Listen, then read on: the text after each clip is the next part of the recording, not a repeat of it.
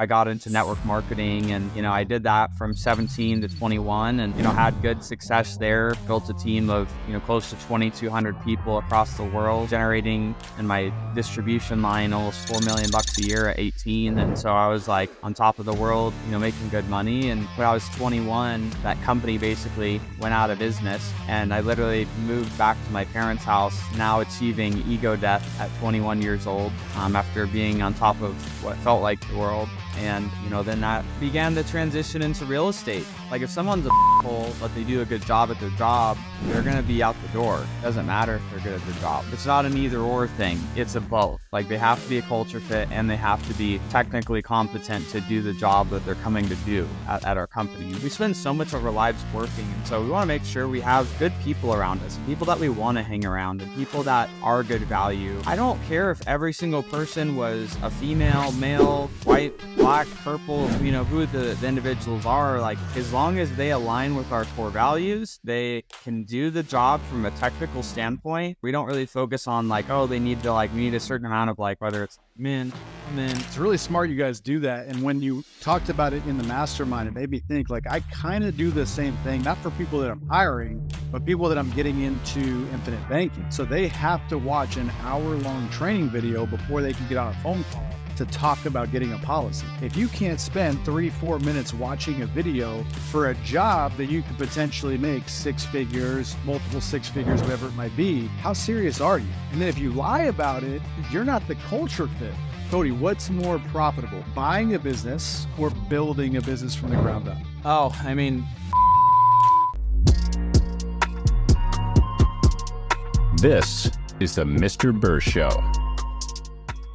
Welcome back to the show, everybody. Today is going to be a really, really jam-packed episode with a ton of tactical knowledge, tactical things that you can actually do right away from someone who has crushed it in the entrepreneurial space for the last 13 years. Last year, his collective companies did over $30 million. So you guys need to pay attention, take notes. You're going to get a ton of value. And when you do, make sure to share the episode so everyone can grow together. And I'm excited to introduce to you guys, if you haven't met him already, if you don't know who he is, one of his partners, you may know him, Pace Morby. He's kind of the behind the scenes guy that makes everything that Pace does work, because he is the integrator to Pace's visionary mindset. So guys, Cody Barton, it is a pleasure to have you on the show, brother. Yeah, excited to be here. Always fun to chop it up and talk business. And, I love the tactical stuff, so I'm ready for it. Yeah, dude, we were just in a mastermind together last week where, you were going over that tactical stuff with a bunch of 7 to 9 figure entrepreneurs. Me being one of the 7-figure guys. So like, I felt like, a small fish in a big old pond. But let's talk a little bit about what you went over with that group. You were talking about like how you hire and how you get really good talent for your companies, because your company is really only as good as the talent, right? Yeah, totally. Yeah, no. And I mean, I think the thing is, it's like on the, team building, hiring side of things in general is like, understanding the type of business that you want to build, right? I always wanted to build businesses that I knew I'd have to have teams because of the way that I wanted them to operate and set up, and, for me to have the certain freedoms that I wanted to have. And so, the conversation that we were having was around hiring and, just some of the basic fundamentals of, what, how we go about that process. But, really just overview from a hiring standpoint, pretty much everyone that works in my companies, I've hired through Indeed. So I don't have, I didn't have this like magic team of like referred people or like warm network that just all came to work for me. And so I think, blessing and a curse where I didn't have, the ability to just bring on talent that was all referred. I had to figure out this hiring thing so that I could literally pop up in any state, any market, any business and go build a team that can perform well, because I've learned the fundamentals around hiring and bringing on good talent. And so, one of the things just from the starting point, from the hiring side is if you're going to hire someone, first you want to know what is the outcome that you're hoping that they're going to actually accomplish before you bring that person on. It's like outcome-based of, but when we're looking at hiring. And then, what we were talking about specifically at the mastermind is really just the steps of the interview process we do. Step one being once we, like an application, we reach out, schedule what we call a cultural interview. We usually do it over the phone. And, people can go to my YouTube if they want and get like templates and stuff, but I have free templates on like the cultural interview questions we ask. But basically, like, all we're doing is essentially trying to get a good gauge if this person's going to be a culture fit, core value fit for our organization, and if what we're doing and like the vision that we have as a company is in alignment with where this person is wanting to go or what they're wanting to do as well. And so, if that works out, we have a thumbs up on that part. They typically will move to a second stage of an interview, which is where we go into a technical, which is, technical interview. So, for example, we're going to hire a video editor. We want to see that they can actually edit. We don't, pro tip, don't go off the portfolio or the resume that someone gives you. Test their skill that they say they have or they're showing that they have. I can tell you, time and time again, from hiring dozens of editors, for example, over the years, people send fake portfolios or they steal other people's work and they pass it off as their own work. And then you hire them and then they can't do that quality of work. And so one of the things that we do to suss that out is we give them, here's a video to edit. We need you to turn it into a YouTube video and, suggest how the story should be told in that video. And then we see whether they can actually do the job or not, and what the quality is, what the turnaround time is. So that's just one example. You could do that for any type of roles that you're hiring for, but that was, part of the conversation we were having. And then, the third interview is, typically we'll bring someone in the office, but, for those that work remote, you could just do it over Zoom. And then, we'll usually do, a panel of, maybe the hiring manager, the person hiring them, and maybe one or two other team members for them to all kind of ask questions so they can come together collectively after the interview's over and decide what they want to do. And so I really condensed a lot of that process down without going into way too much nitty-gritty detail, but that was essentially, one of the many things we were talking about at the mastermind over the weekend. Yeah, you explained the whole process. It was like an hour long. So yeah, we can't get into everything that was gone over in the mastermind, but that was like a bird's eye view of it. What I really like is the fact that you guys do the cultural interview first, because if someone doesn't meet the culture, it doesn't matter how much of an all-star they are, they're going to bring the morale down. They're going to bring the culture down, which is really detrimental to a business, right? If you have a top producer that is just a horrible fit for the culture, he or she is going to bring the other people around them down, because if they're a top producer, they're looking up to them. And if they're not meeting the culture, it doesn't matter. So I love that you guys do that first before anything else. And that's probably planned, right? Absolutely. Because we won't keep someone at the company that's not a culture fit. Like, if someone's a butthole, but they do a good job at their job, they're going to be out the door. Doesn't matter if they're good at their job. They have to, it's not an either or thing. It's a both. Like, they have to be a culture fit and they have to be technically competent to do the job that they're coming to do at our company. And so, it saves you a lot of headache when you do that, because if you were just to test someone on their technical skills and they pass with flying colors, then they come in and they treat everyone like crap and they're not a team player, and, whatever the values that matter for whoever's listening's organization, right? It's like, you want to make sure that they're going to be in alignment. And so that's why we do that, because most important is, working in general, it's like we spend so much of our lives working. And so we want to make sure we have good people around us and people that we want to hang around and people that are good value, from a core value standpoint fit, that are going to sit in well in our company. And so, we really want to make sure that that's good, because if we know that's good and then we know their skills are proficient, then it's a lot easier to, make a decision whether we want to, move forward with that candidate or not, for sure.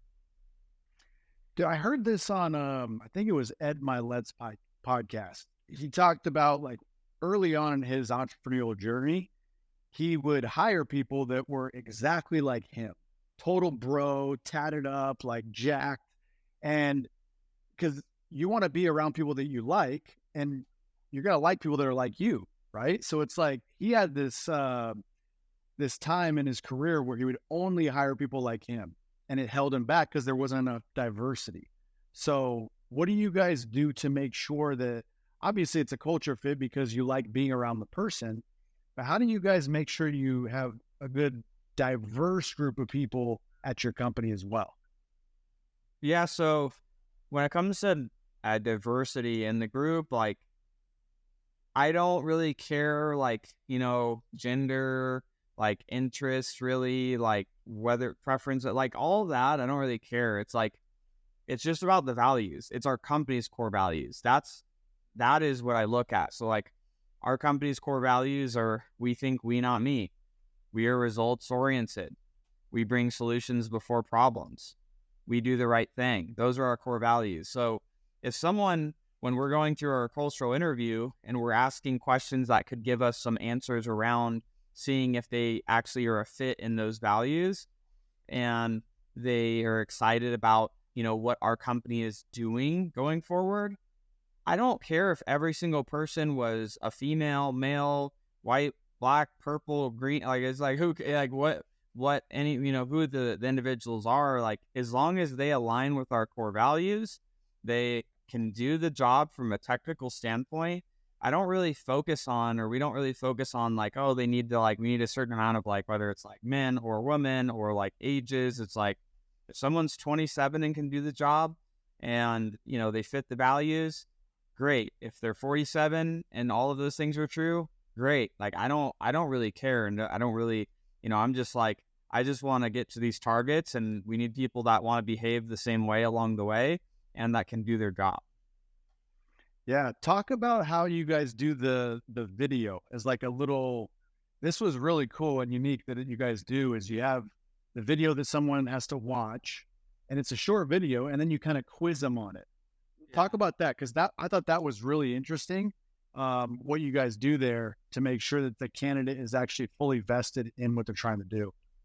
Yeah, so with certain roles, and to be clear, we don't do it with every role, because like certain roles aren't as like mission critical, or maybe they're not, they're not like a manager director level. Like if they're just like, and I don't want to say just like, if they're an entry level team member, individual contributor, like, at our cleaning company, if they're going to be a cleaner, like I'm not as worried about them watching this long video. And it's just like, it's just not that crazy of a role that we're fulfilling. But like your butt, if this person's going to be a manager or director or that, that level or higher, that we are going to put them through more things to be able to see like how serious they are about working in our company. So one of the things that we'll do is, say someone goes in, does the cultural interview, goes well.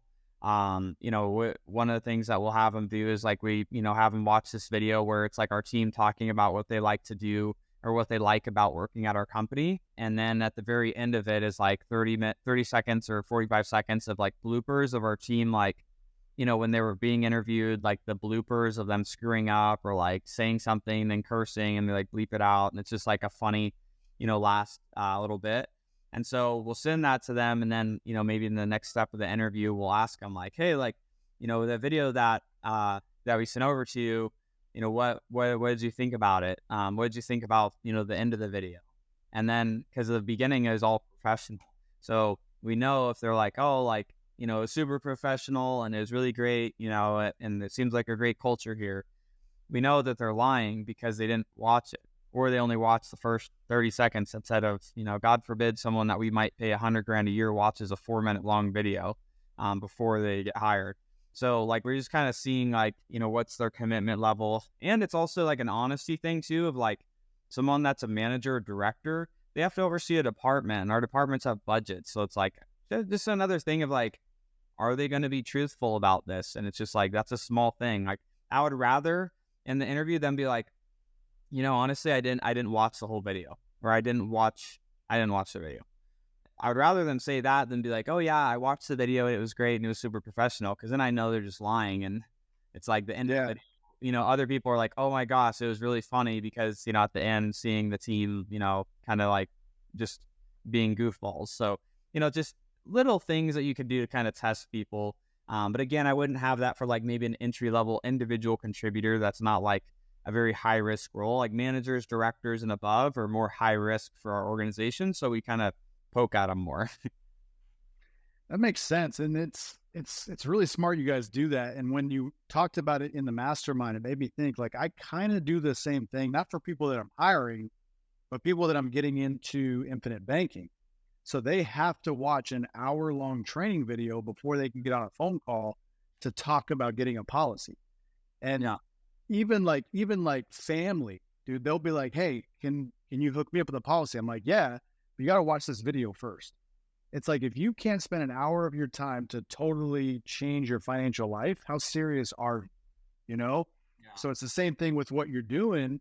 If you can't spend 3-4 minutes watching a video for a job that you could potentially make 6 figures, multiple 6 figures, whatever it might be, how serious are you? And then if you lie about it, you're not the culture fit, right? Yeah. Yeah. So I like it, man. Let's talk a little bit about kind of your journey, how you got into entrepreneurship 13 years ago, right? So how did that start out? What did you do? Yeah. So, I was a teenager then, I'm 30 now, but in high school, I mean, this is even before like my technical journey started when I was 17, but like I always wanted to make money and I always wanted to just like, have cool cars, like do cool things in life. And, I knew I needed to make a lot of money to be able to, do that. And so, one of my first entrepreneurial ventures, I was probably like 15 or 16. And these were popular here in Arizona. I don't know if you ever heard of these, but there were these power balance bracelets where like, it's like you wear them and it's like, oh, it's supposed to help you balance better and be stronger. Biggest gimmick ever. Yeah, biggest gimmick ever. But I found they were super popular when I was in high school. And I was researching and I was like, man, people love these things. And so I found a website in China where I could buy like overstock of the company that was making them. And I was buying them for like 97 cents a band, hundreds at a time. And so I'd buy these and then I'd sell them to all the kids. Like I would go to like the best wrestler on the wrestling team and sell him one and then like get him to be like a distributor to the other wrestlers because he's the best wrestler. So they all look up to him. So then I'd sell a bunch. I'd go to like the football players and the best football players and I'd sell them to the best ones. And then all the other ones want to be cool too. So they would buy them. So I started like all these little like mini distribution channels of these power balance bracelets in high school. And I did it for a few months, and then, kind of saturated my market. Like most of my school was wearing these things. But I was selling, I was buying them for 97 cents a band, selling them for $20 a band. And I'm like, this is great. Crushing it. Just crushing it. That's when you got to branch out to other schools. Yeah. I did have at a neighboring school, one of my friends, I was selling him like 50 of them at a time and he was selling them to kids. Nice. But yeah, it was super funny. But so I did that for a little bit. Then, when I was 17, my real, I guess, entrepreneurial journey from there, I got into network marketing and, I did that from 17 to 21 and, had good success there. I built a team of, close to 2,200 people across the world, was generating, that in my distribution line, almost $4 million a year at 18. And so I was like on top of the world, making good money. And when I was 21, that company basically went out of business. So I just, one random Thursday, we'd get paid every Thursday morning. One random Thursday, I didn't get paid. And I was like, oh, this is not good. And so then went down this path of, I was spending everything that I was making, cars and Louis Vuitton this, Gucci that, like a freaking idiot. And you were 21. I mean, yeah, it makes sense. Yeah. So, just spending it all. And then when everything basically blew up, I had to sell my cars. I had to like pay to break the lease at the place I was living at because I couldn't pay for anything anymore. And I literally moved back to my parents' house, and, with now achieving ego death at 21 years old, after being on top of what felt like the world. And, then that began the transition into real estate, got my license within, literally within like 45 days of being back at my parents, got my license, started just, working as an agent, transitioned within a couple of years and into wholesale, fix and flip, rentals, Airbnbs, and fast forward to the 20s and starting other businesses, buying businesses, selling businesses, and all the things. So that kind of just is the quick version of then through my 20s.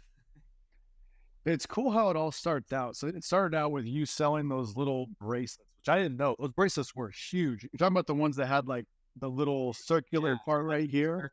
Yeah. It was like almost like a little hologram. Yeah, it was. Yeah. Yeah, dude, those were so popular, and then they just went away out of nowhere. Yeah. But it's like anyone who's an entrepreneur, they're kind of like, you're kind of built that way. My first thing was when I was in third grade. We had these bake sales where people would buy these caramel apple lollipops. You ever had the caramel apple lollipop? Yeah. It's like an apple sucker dipped in caramel. Yeah, that's the festival, thing in elementary for me. Dude, everyone would those would sell out at every bake sale. So I saw a need as like this little third grader. I'm like, well, these are selling out. They're at my parents have a membership to Costco. So I could buy a big bag of these for $5 or whatever the bag was, and then just take them to school on the days of the bake sale and days that weren't the bake sale and just sell them. I was selling them for like $1 a piece or something like that. Crushing it as like a little third grader. I got all this money. And I remember vividly one time, my mom asked me if I stole the money from my dad. She's like, where are you getting all this money? Did you steal it from your dad? I'm like, Dad's broke, isn't he? Like, we grew up broke. So like, it's funny how every entrepreneur has like that first experience, and then it just never stops. Right. For you, it led into different things where you're now buying businesses, right? So let's talk about that, because a lot of people don't really, including myself, I don't really understand how buying a business really works. I've never done it. So take us through like step by step how you figure out if a business makes sense to buy, for one, how you buy it, and then what do you do to elevate the business? Yeah. So, I mean, I think it starts at the beginning, which, just like people that buy real estate, right? Like you establish a buy box.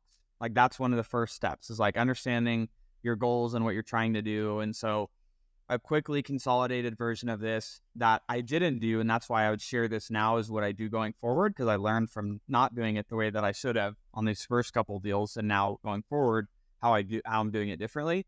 But now what I've done is, you could basically, for those listening, and maybe that's something of interest to buy a business, you can put out 3 columns on a piece of paper. Far left column lists out everything that you're good at professionally. Like maybe for me, it's like, I'm good at leadership, I'm good at team building, I'm good at managing, I'm good at delegating, I'm good at, company finance. Like there's just a lot of different things that I'm good at in business. So it's like listing those out for whoever the individual listening is. And then in the middle, writing out all of the types of things that are interesting to you, hobbies, whatever. So for me, it'd be like cars. I like leading people. I like, operations of companies and, just all the different types of things. I like dogs, like just literally just like brainstorming on as much as you can. Then the final column on the far right is then listing out what are all the type of businesses that you could buy that would, allow you to achieve your financial goals. And the question could be, well, how do I know what business could? There's a great tool called Google, and you can go and start typing in different businesses and what type of net profit percentages different industries typically get on an average basis. So then you could list out like, okay, here's 10 different types of businesses that, could achieve my goals based on like what I'm trying to do. And then it's looking at, based on what your skills are, what you like, and the type of businesses that could help you achieve the goals that you want, where do those kind of have crossover? And so you can identify like what type of business that you'd want to go into. And then then the next step is, as if you're looking to buy a business, is do you want to work in the business, or do you want to buy a job? So that would be a really small business that's maybe doing $500,000 or less a year. You're going to buy that business and you're going to step in and actually have to run it.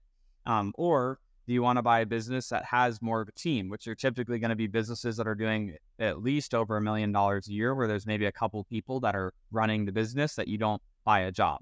So that's the other consideration at that point. And so let's fast forward a little bit. Okay, you know what you want to look for. Let's say it's a CPA firm and bookkeeping, right? Like, let's just say that as an example. Well, now, just like, if you're going to buy real estate or any other type of investment like that, it's like you have your buy box of what you're looking for. It's like, I need a CPA firm doing $1 million a year because I want to buy something that isn't going to give me a job. And I, now need to find a traffic source. Like, what channels could I find these? Well, you can, do outreach to people that own firms on LinkedIn. Sure. You can buy lists online that, sell data of the different businesses and the markets that you're looking for. Cognism is one that you could buy them through. Those are where you're going to buy maybe something off market. You could also buy on market. Places like bizbuysell.com or, other similar websites. Like real estate, if you buy the on-market stuff, you're usually not getting as good of a deal. If you buy off-market, you typically are getting better deals. Not always the case, but that's, general rule of thumb. And so, once okay, what do I want to buy? Where can I go to find it? And then once I find it, how do I know if it's a good deal or not? Well, at that stage, if you have an interested seller of a business, you can hire, there's tons of firms, all over the country that you can hire a financial firm to do an audit of the business and underwrite it for you. Pro tip for those that maybe are really scared but want to buy a business, if you get a loan with the SBA, they're going to underwrite the deal. And the SBA will not let you buy a dog crap business because they are guaranteeing the loan to that bank. So they don't want you to buy some dog crap business either. So that can be kind of helpful. They're also really a pain in the butt to work with, and it takes multiple months for them to get a deal across the finish line because it's the government. So surprise, surprise. But there's so many resources out there to help with the underwriting process to know if it's a good business. And just getting a loan with a bank, they're going to help you through a lot of it because they don't want to have the loan default. So they want to make sure that it's a good deal. So they'll actually point out some things that'll help you along the way. And then outside of that, just like in real estate, you want to have, a lender to help you buy a house, and if a house is only worth $500,000 and you're trying to buy it for $1 million, the lender is going to be like, yeah, nah, we ain't landed on that. The same with the bank. For a business, they want to make sure it's worth what you're going to pay. The other thing is, comparing it again to real estate, you can have, a broker or an attorney work with you through the paperwork to make sure you do the paperwork correctly, to make sure you're getting the right questions answered, to make sure that you're not, going to get yourself screwed in this deal. So it's just in real estate, you have your team, you have a real estate agent, you have your lender, and you have your title company. With buying a business, your team is, you might have a broker helping you buy it. You might not. You don't necessarily need it, but you absolutely want to have a business attorney that all they do is help people buy or sell businesses so that they can make sure the paperwork's done right. They get all of that stuff handled for you. So that's, and then you have your lending, team, which is, either some bank doing an SBA loan or a commercial loan with maybe a small community or regional bank. And so you're going to have one of those options, but your team is really what's going to help you. And you could ask, well, where do I find those types of attorneys? You could literally go on Google and search, and whatever market you're in, top 5 business attorneys for M&A, and you can go read reviews, vet them out, see which ones are a good fit, see which ones aren't. Same thing with the lender. Top 5 SBA lenders, Pittsburgh. Top 5 SBA lenders, Phoenix, Arizona. Call your community bank, your regional banks. They're usually better with doing SBA than the big banks like Chase or Wells Fargo or, big companies like that. They just don't care about you. So the community banks are usually better and more helpful. So that's how do we, actually put the deal together and make sure it's a good deal? That's what's going to help you through that process. And then once you actually, let's fast forward, you own the business now. Now, how do we grow it? Well, in every business, there's 4 key things in every business that's the same regardless of what the business is. There's marketing, there's sales, there's operations, and finance. So the question to ask is, what's the number one constraint causing it to not be able to double? Okay, maybe there's not enough lead. Well, you need to go fix the lead problem. Maybe it's, converting enough of those. You need to go fix the sales. Maybe the operations are messy. You got to fix fulfillment or whatever the business is. Fix that. Finances are a mess. You got to fix that. Like, obviously, I'm not going into like excruciating detail of like every single thing that we do, because it would be like a 2-hour podcast, but like just kind of like, some of the bullet points of things that we're going to go in and address. And typically when we first buy something, like, we're not going to go in and try to make major changes for the first couple months, because we have to like learn what's been going on before we can really know what we need to change. And that you don't really figure that out when you're underwriting a deal. You have to get into it before you're going to know all of the skeletons. Like, you could find out most of the skeletons, but some of them, that could be the problems once you get into it. Or like, maybe there's some key employees that are not good core value fits or culture fits, and you have to maybe, fire and rehire a new manager. Like, there's things that you're just going to have to find out once you get into the deal. Because especially if you're, interviewing some of those team members before you buy it, sometimes it's people are just on their best behavior. They're being coached from the current owner to say the things that they want them to say. So it's like some of that you just got to just do your best with. But I know I've been going on for a minute here on that. But that's, compressed version of kind of some of those steps. Guys, if you've ever thought about buying a business, which I have, I'm going to personally go back and re-listen to that a few times, because what Cody did there is, again, very tactical of what he does. It's not like, here, just go buy a business, go do this, go do that. It's like, no, here, go to Google, search this, search that. So go back and listen to it, because he just gave you kind of a roadmap of how to buy a business and do it successfully. Because here's the thing, I know this, and I don't want to spend the time right now, I think, to go learn all this stuff. But if you have time, you should do it, because, Cody, what's more profitable, buying a business or building a business from the ground up? Oh, I mean, buying a business is way better, for sure. Because you're buying something already making money. Like, most small businesses fail, so it's like, if you buy something that's already been around for 5, 7, 10, 12, 15 years, the likelihood of it continuing to be around, unless you're a total knucklehead and you drive it into the ground once you buy it, is pretty high for it to be able to stay around. I'm at a point now where, like, I don't want to start any new business. Like, I only want to buy something new, or new to me, something that's been old, that's been around for a while. Like, the only thing that's newer that I've started is just my Scale with Pros, consulting and membership community, because I can't buy that, because it's me. I am the person in that, right? So it's like, I can't just go buy a thing that's, Cody dependent videos and type stuff, right? But, that's the only thing that, I've started like this year and in the upcoming years that I'm building from, the ground up. But anything else, it'll definitely be buying something already in place, so I don't have to start it from the beginning. There's so much risk and so much you have to do when a business is brand new, that it's just so much easier to buy something already existing and working. Yeah, because building a business is either an idea or a product, really. It's what it is. So if you have an idea, it's probably already taken. It's probably already out there. If there's a product you think of, it's probably already out there. You have to somehow make it better. So building a business from the ground up is very difficult. That's why most businesses, to your point, they don't last past 5 years. So if you can buy a business that's already been around, that's already kind of weathered that first 5 years, if you can buy it at year 7, year 10, you just have to go in there and fine tune a couple things. And now it's a cash cow, right? Ideally, something that's already generating good cash flow when you buy it. Yeah. So do you, like with real estate, I'm always buying for cash flow. And then if I get appreciation and all that in the back end, that's a bonus. Yeah. Right. So your depreciation, that's a bonus. If it isn't cash flow, I don't look at it much. Yeah. Is that kind of what you're doing with buying a business as well? You're first looking at the cash flow, or no? Yeah, definitely want the cash flow. I mean, and this is like from learning lessons. So like active learning, like the first 2 deals we got into over the last 12, 18 months, those were both kind of like fixers. Like, they needed some work.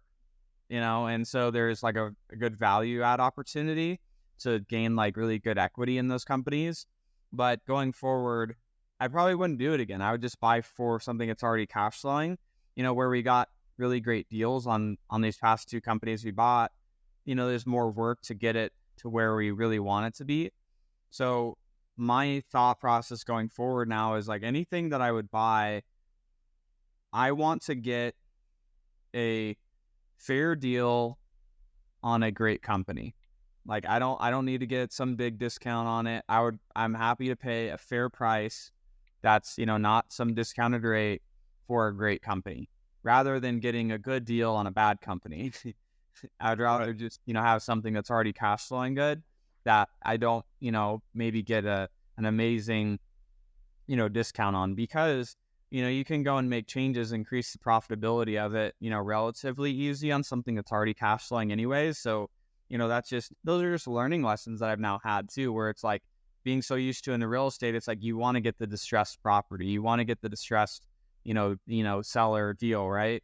But in business, I'd rather just have something that's more stable and profitable that I can just get a good, a fair price on, not overpay, not underpay, but pay maybe close to market value, and then grow and add on to it from there. Are you guys buying these deals on terms, or is it all cash, or how do you guys do that? So we could definitely do that. Like you could set up seller finance, you could do, all sorts of creative things. These last two deals, we did a mix of cash and then, loans and lines of credit. So like, I won't share the details because I do have NDAs with the guys of like what the exact numbers are, but I can give like, an idea. But so like on one of the last deals we bought a few months ago, we paid cash for our equity position that we bought. And then we also, the business, they wanted to have some funds available to be able to help scale and grow the business and be able to put into, scale up the advertising more, to be able to buy, for the cleaning company, more cars to be able to grow it faster. So then we extended, as part of our deal, a line of credit of 150 grand. And I could share that, just not what I bought the equity for, but, where we give them 150 grand line of credit at like, 10 or 12%, where they could, the company could draw on that for growth purposes. So that if they want to use it for expansion, that's available. So like that was just part of the deal. So we just have that cash allocated in an account. And then with the plant guy company, we bought equity, cash, plus some loans for the business. We lent that company a few $100,000 to pay, prepay for some things, get some more inventory, help kind of clear out some, previous debts that that founder had. And so we have, the equity we paid for, but then we have a loan of a few $100,000 that we get paid interest payments on monthly. And I think we're at like 12% interest or something on it. So, we do a mix of cash and then, creative from like maybe offering a business line of credit or loans against the business that, are collateralized against, assets that the company has. So those are some things that we'll do. And, those two deals, we didn't do any seller finance in those, but that is obviously one of the best and most appealing ways to buy something. But in those two deals, we didn't. What's kind of cool? I always think about is like, if you heard yourself just say all that, you like 6-7 years ago heard you just say what you said, you'd probably be like a deer in headlights. Like, what the heck is this guy talking about? Right. Yeah. But now you're just spitting this stuff off because it's second nature. You do it on a daily basis. It's like anything, guys. You can't do everything, but you can do anything. You just can't do everything. So you can become really, really freaking good, an expert at one thing, two things, three things. Buying a business could be one of them. You just have to constantly be around people that are doing it, that are talking about it. You learn the lingo. Everything starts making sense. I remember when I first got into real estate and I was in some rooms where I'm just like, what are these people talking about? And now I think about the stuff they were saying, and it's like, it was so elementary, right? So it always interests me, like how you end up learning these things and they become second nature. But in the past, there was a time when you were a rookie. There was a time when you knew nothing about it, right? Yeah, totally. And I mean, honestly, it's like and where I talked about earlier on, it's like I've now recalibrated like how my buy box is and like how I'll set up a deal, the type of deals that I would buy.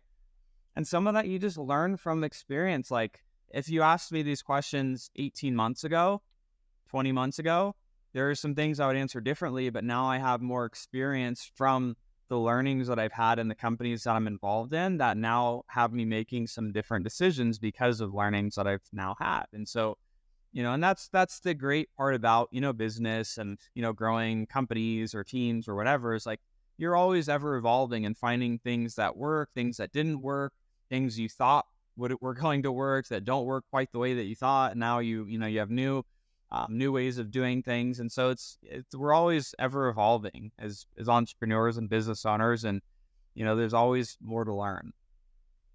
And if you're not, then you're dying, right? Yeah. That's the saying. Is like, if you're not growing, you're dying.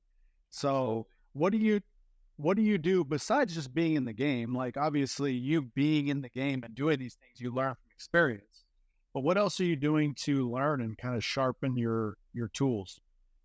I mean, for me, it's like I'm the type of person, and not everyone's like this, but like if I go to Disneyland, I want to pay for the fast pass. I'm going to pay the extra money to have the fast pass so I can go on the rides faster. I don't want to wait.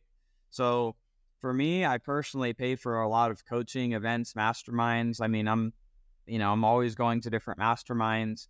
I have 2 business coaches right now that collectively I spend about 6 figures a year on just my 2 business coaches. One was one of the executives that grew the company Infusionsoft to $100 million company and grew the leadership team to that. So I coach with him one-on-one, and then I have another coach. His name's Adam Coffee, and he coaches me on a lot of the business stuff. And where some of these things I'm sharing, I've learned a lot from him. And he grew a company called CoolSys as the CEO, acquired a couple dozen other HVAC refrigeration companies under it and sold it for $1 billion years ago. And so I coach with both of those guys, and then I'm reading books. I'm always looking for, based on wherever like my current biggest challenges or bottleneck in business is, I like aggressively just focus on reading books around that to be able to like alleviate that type of a bottleneck so I can get through it faster. I'm not a very big person. Like when people are like, you should read this book, I'm like, I'll add it maybe to like my book list. But if it's not a book that's going to help me solve my biggest constraint that I'm trying to solve right now, I'm not going to read the book. Like if my biggest it's like if my biggest constraint is something marketing, I need to be focusing all of my learning time on things in marketing. If it's sales, it needs to be sales. If it's something operationally or leadership, I need to be dialed in on that and just focusing on that. So though, I'm a big reader, big, Audible person. I'm always listening to audiobooks, always reading, and, then coaches, masterminds, and, so a lot of different things. So what's a good book that you've read recently on operations and sales? 2 different books. Sales really isn't something that I've been studying for a while right now. But if we look at operations, for setting up like just an overall company operations, Gino Wickman's book, Traction, is great to help people like set up a whole operating system for their company. So that's a great one. Other ones that I like on operations by Mike Michalowicz. He has a few books. He wrote Profit First, which is a great book that's on finance. But he also has a book called Clockwork, which is all around building like SOPs and like how do you make your company run like clockwork. And he has another book called Fix This Next, which helps you like break down and understand like what's the next thing that you need to fix in your company. From, when there's lots of things to fix, he helps you kind of like figure out where to focus your time. So from an operations standpoint, those are a few things. And, for where my current constraint is that I've been focusing on more is around marketing. We're, working on growing, my Scale with Pros group. So where am I reading and focusing a lot of my time and attention is going through Russell Brunson's books. I've reread Traffic Secrets and, listened to the audio of that book probably 4 or 5 times in the last month. Like I literally like every morning I'm like re-listening to certain sections of it. And Then on the weekends, I'm like studying a section and then implementing and then going back to the book. And, so that's what I've been currently going through. Dude, that's a golden nugget. Everyone, listen to what he just said. Rewind that and listen to it. What he said is he's revisiting a book several times a month. So many times if people read, that's a very, if people read. A lot of people do not read. 100%. So you guys see, I've got the bookshelves behind me. I've read every single one of these books multiple times. Here's the thing is most people, if they read a book one time. That's it. You can't retain everything. Even if you're a really, really good reader, you cannot retain everything because the mind wanders. It's what it does. So what I personally do is when I read a book, I don't go to the next book. I immediately reread that book. And I'm always kind of catching something that I didn't catch the first time. So what Cody said there is huge. Make sure you guys revisit books a lot. I'm currently revisiting, and I'll do it again right after I finish it, is Relentless by, forgetting his name now. Grover? He coached. Yeah, Grover. Yep. So that book is incredible. Talks a lot about basketball, Michael Jordan, Kobe Bryant, Dwayne Wade, people that he actually trained, like the mindset they have to be just killers. I'm reading it. I will immediately reread it, and I've already read it like 3 or 4 times. So, dude, huge nugget, guys. Make sure when you're reading, revisit it over and over and over so it sticks. Absolutely. It's like when you go see a movie for the first time and then you watch it a second or third time, you like catch something different on each of those times. It's like that when you're rereading. You're a different person each time you reread it because now you start with a different baseline, and maybe there's different lessons you need in the second or third time or fourth time through that you didn't catch in the first time. I like how you said movie because true story, man. One of my favorite movies, I think it's probably one of the funniest movies ever made, is Anchorman by Will Ferrell. And I remember the first time I watched it, I was like, "This is the stupidest thing ever." I didn't really think it was that funny. And then I like rewatched it, and you catch little nuances, little facial expressions, things you didn't catch the first time. Yeah. I've seen that movie legitimately at least 50 times. Yeah. I can like recite every single scene because I've seen it so many times. It's hilarious. But the first time, I didn't really think it was that funny. So it's the same thing with like a book. If you read it, you're like, it's not that good of a book. Guaranteed, if you read it again, you're going to catch things. You're like, damn, it's a pretty good book, right? So I love it, man. It's a huge nugget, huge.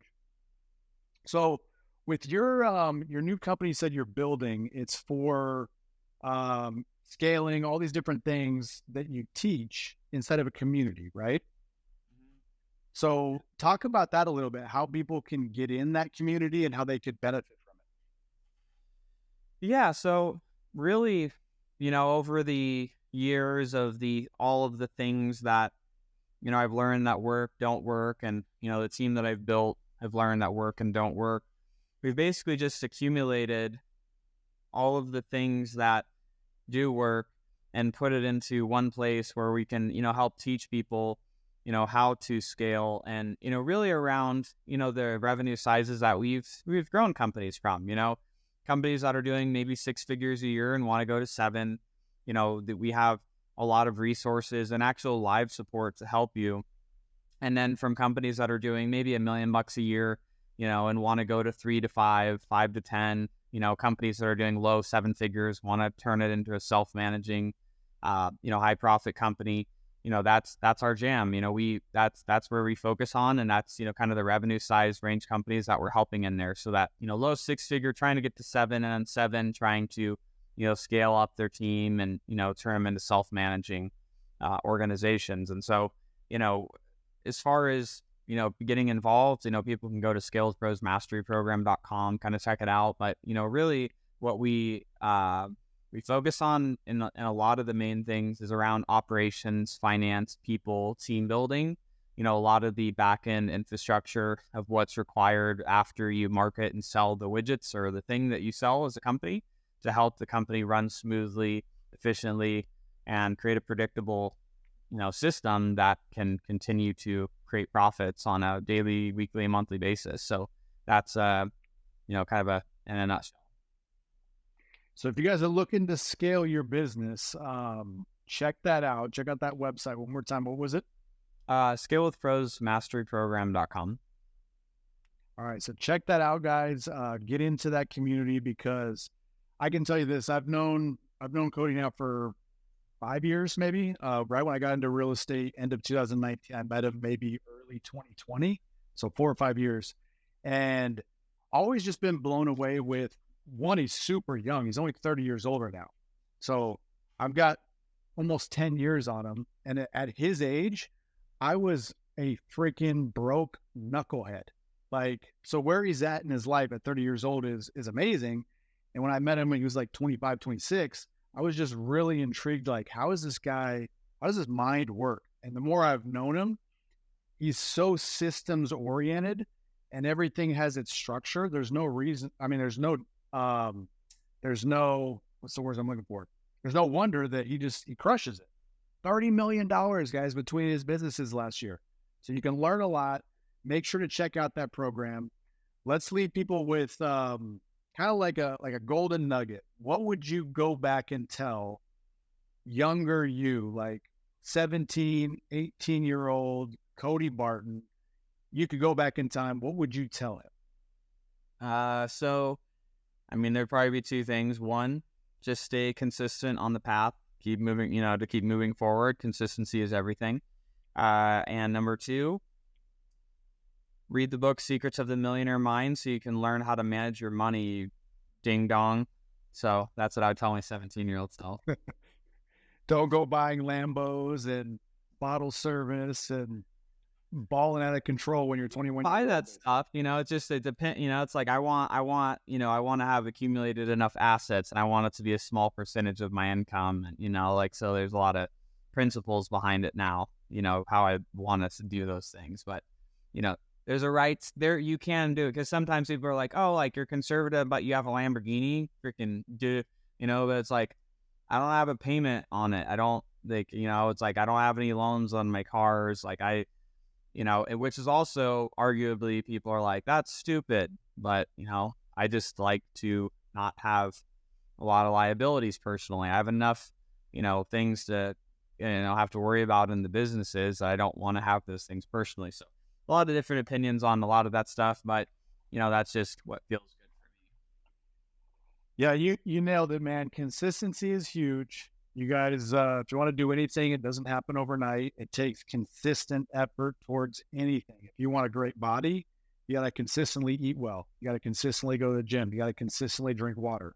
You can't do it for a week and expect to look like a Greek god. It's not going to happen. Yeah, you won't look like that just in a week of training. It's not going to happen. Like, I train every day.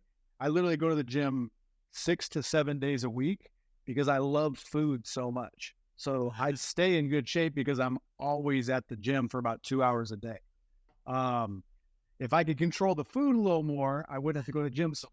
But it's consistency, guys. If you're constantly doing the right things that are gonna give you a great business, you'll eventually have a great business. If you're constantly doing the things that'll give you a great marriage, you're gonna eventually have a great marriage. It takes consistency to do the little things every day. And that book is actually a really good recommendation. I was talking to Brian Decker last night. You know Brian Decker? That sounds extremely familiar. Probably know the face. Yeah, he does a lot in the crypto space. He's got like an AI company and software company. But he was talking about when he first started making good money, he was like 26 and he's making like 200 grand a month. And he just started blowing it, dude. Lambo, freaking bottle service. He was one of the highest spenders at the club that he was going to. And he was making 200 grand a month. Like, it's not a crazy amount of money. There were like billionaires that were spending just a little bit more than him at this club. So he blew a lot of money, man. It's like, that's what you do when you first make some money. So guys, read that book. Give it to him one more time. Secrets of the Millionaire Mind by T. Harv Eker. Such a good book. Cool. Well, dude, you dropped a ton of value on people. Fastest hour ever. We're at about 53 minutes. So guys, share this episode with everybody you know. If you are on YouTube, share on YouTube. If you're listening to it on Apple Podcasts or what have you, share it on there. The more you share, the more you end up like getting. I'm a firm believer, the more you give, the more you get. So an indirect way of giving is just to give people something that you got value from. So share this episode, follow Cody on all things. I know on Instagram, it's Cody Barton Official, correct? Yep. Yes, sir. So follow Cody, check out his Scale with Pros Mastery program, and reach out to him if you guys have any questions. Until next time, I love you guys.